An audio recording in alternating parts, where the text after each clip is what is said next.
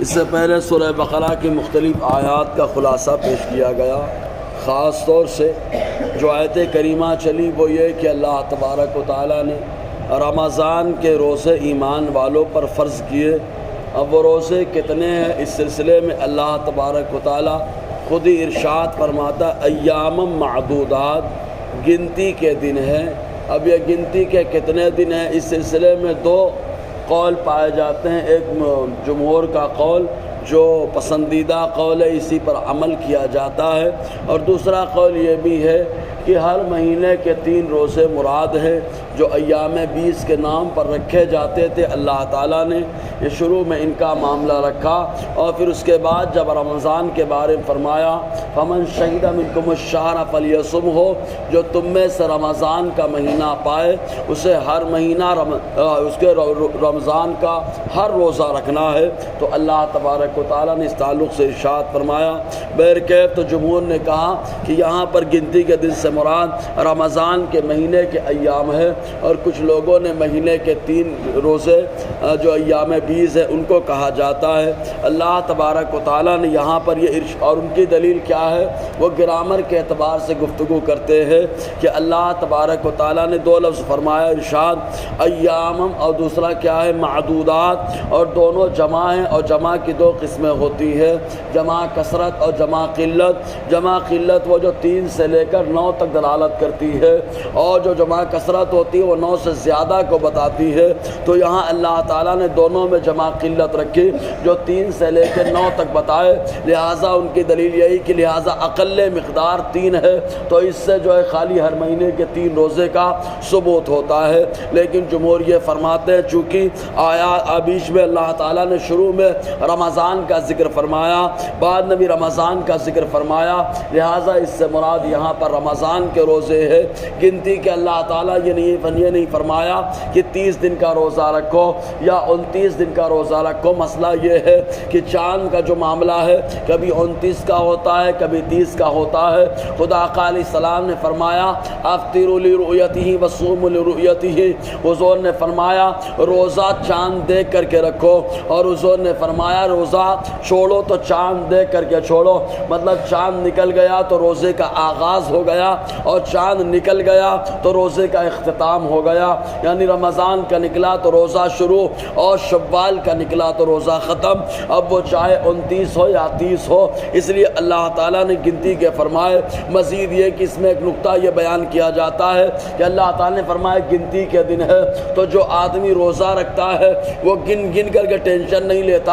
اور روزہ مہینہ پورا ہو جاتا ہے، لیکن جو غیر روزہ دار ہوتا ہے وہ روزانہ ٹینشن میں رہتا ہے کہ بچا کیسے جائے، محفوظ کیسے رہا جائے، اس لیے اس کو گننے میں بڑی تکلیف ہوتی ہے۔ بہرکیف لیکن دونوں گنتے ہیں، بالکل ایسے ہی معاملہ ہوتا ہے جیسے ایک دم آسانی کے ساتھ روزے دار جب رکھتا ہے روزہ تو اللہ تعالیٰ اس کو رحمت کے حساب سے اتنا سکون دے دیتا ہے کہ اس کو محسوس بھی نہیں ہوتا، بالکل جیسے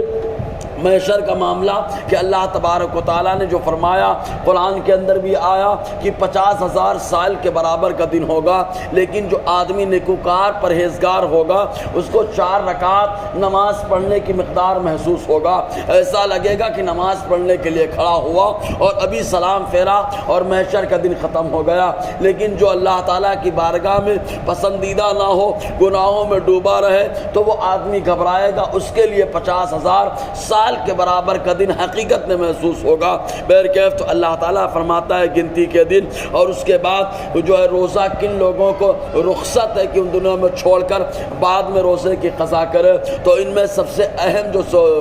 جو سبب ہے وہ ایک بیماری ہے، اور دوسرا جو سبب ہے وہ سفر ہے۔ اللہ تعالیٰ نے دونوں سفر کا یہاں پہ ذکر فرمایا، فرماتا ہے فمن کان منکم مریضا او علی سفر فعدۃ من ایام اخر، تو جو آدمی تم میں سے بیمار ہو، اب بیمار ہونے کا مطلب یہ کہ بیمار ہے، معلوم ہے روزہ رکھیں گے، متقی پرہیزگار اور ہوشیار ڈاکٹر نے بتا دیا کہ اگر روزہ رکھو گے تو بیماری بڑھ جائے گی، تب ایسی صورت میں حکم یہ ہے کہ ابھی روزہ نہ رکھے، جب طاقت آ جائے تب روزہ رکھ لے، قضا کر لے۔ اور اس کے ساتھ ساتھ یا دوسری صورت یہ ہے کہ بیماری تو جو ہے بڑھے گی نہیں لیکن دیر میں اچھی ہوگی، تب ایسی صورت میں بھی روزہ کی قضا کر لے، بعد میں جو ہے اس کی جو ہے روزے کو ادا کرنا ہے، روزے کو رکھنا ہے۔ اور اس کے ساتھ ساتھ معلوم ہے کہ ایسی چیزوں کا استعمال کرنا پڑے گا کہ ان چیزوں کے استعمال کے لیے روزہ نہیں رکھ سکتے، تو روزہ چھوڑ دے اور بعد میں ان روزے کی قضا کر لے۔ تو اللہ تعالیٰ فرماتا ہے تم میں سے جو بیمار ہو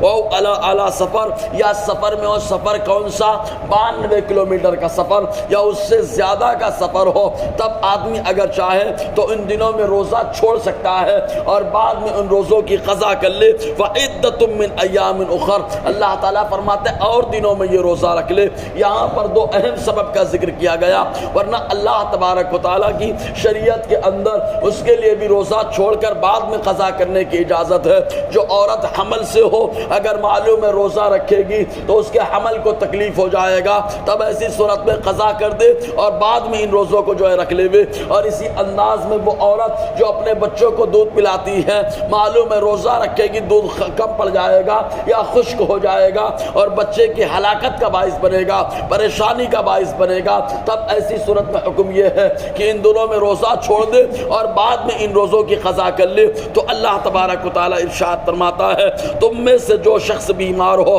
یا سفر میں ہو وعدۃ من ایام اخر، تو دوسرے دنوں میں اتنے ہی روزے رکھ لے۔ ورنہ روزے کی شان تو یہ ہے کہ خود حضور صلی اللہ علیہ وسلم نے فرمایا، معجم صغیر کی حدیث پاک، آقا فرماتے سومو تصحو، روزہ رکھو اللہ تعالیٰ بیماریوں سے نجات عطا فرمائے گا۔ روزہ ہر بیماری سے نجات عطا فرما دیتا ہے۔ وجہ یہ ہے کہ جب آدمی روزہ رکھتا ہے تو کھاتا نہیں ہے تو پیٹ صاف رہتا ہے، اور ام الامراض البطن، تمام بیماریوں کی ماں پیٹ ہے۔ جس کا پیٹ خراب ہوا اس کے اندر بہت ساری بیماریاں آ جاتی ہیں، اور جس کا پیٹ صحیح رہتا ہے تمام بیماریاں رفتہ رفتہ ختم ہو جاتی ہیں۔ یہی وجہ ہے کہ اللہ تبارک و تعالیٰ نے 11 ماہ بڑے آرام سے بندوں کو حکم دیا، کلو وشربو، کھاؤ پیو اور جس انداز میں رہنا رہو، لیکن یاد رکھو ولا تفسدوا فی الارض، زمین پہ فساد مت پھیلانا۔ لیکن جیسے رمضان کا مہینہ آیا تو اللہ تعالیٰ نے روزے کا حکم عطا فرمایا۔